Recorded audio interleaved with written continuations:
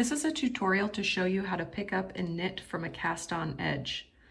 I'll be working from a swatch where I used a cable cast-on, but the general principles are the same if you use a different method like a long tail cast-on.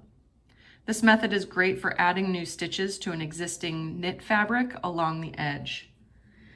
Here I have a sample of my Camp White Bear sweater where you knit the back first, and then you use this method to pick up and knit stitches for the left and right front. You can see the seam is hardly visible from the right side of the work. This has not even been blocked, so it will be even smoother once it is blocked. So this is the right side of the fabric, and I just want to show you the wrong side of the fabric. So you see that little cable cast on seam right there. Here we have my swatch, and the cast on edge is here with the direction of my knitting going this direction. When working this technique, it's important to note that you'll be picking up the stitches in the opposite direction than the existing fabric was knit. So in this case, we need to rotate this around so that the cast on edge is at the top. And then the direction of this knitting is actually this way.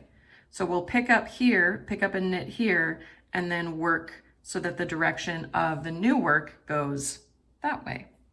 First, I'll show you what we'll be doing in theory before I show on the swatch. If we look at my drawing here, this is the cast on edge, and we worked in this direction. These are the V's that are formed by our knit stitches. So we flip this upside down to begin to pick up and knit. In our existing fabric, you can see that the peaks from the V's can now be thought of as the valleys in the new direction of knitting. So we'll pick up and knit into these new valleys.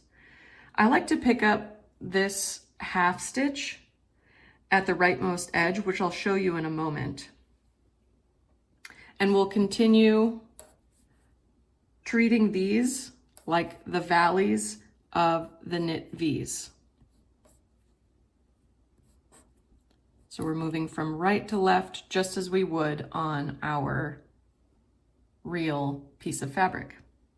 So now I'll show you on the swatch. Okay, let's get to it. I'm going to be using a contrasting color here just so that you can see those stitches that I'm creating a little more easily. And then these needles are the same size that I used to knit my swatch. So this rightmost edge, here you can see that selvage stitch that I was talking about earlier. Doesn't form a V, but I'm going to work into it because I think it creates a cleaner result. So I'm just going to wrap that stitch around my needle and pull it through as if to knit. And then I can start seeing those V's as we progress to the left here. So I'm going to go right below the cast on edge, work the stitch as if to knit, and then pull it through. I'm finding that V and that opening underneath the cast on edge, put my needle in, wrap the stitch, and pull it through.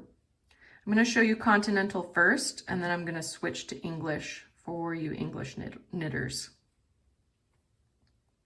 Some people do find this is a little bit easier using a crochet hook, but I find that if I hold kind of right next to that stitch that I'm working into, I can pull it open and get it through no problem with my knitting needles.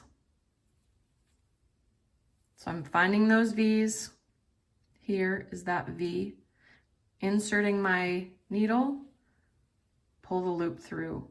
Make sure too that you're advancing the new stitches on to the right of your needle or onto your needle, because if you pile all your stitches up at the tip here where it's narrow, it can result in a much tighter pickup.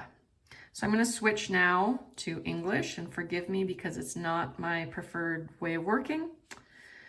So it might be a little bit fumbly. I'm going to go into or just below that cast on edge, wrap the stitch, pull the loop through. Just below that cast on edge, wrap the stitch, and pull it through.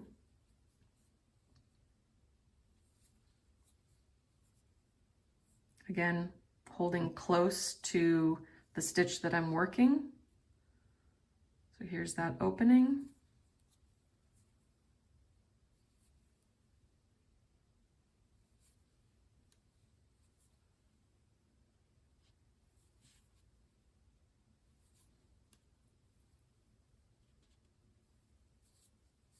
Okay, that is how you pick up and knit from a cast on edge. Thanks for watching.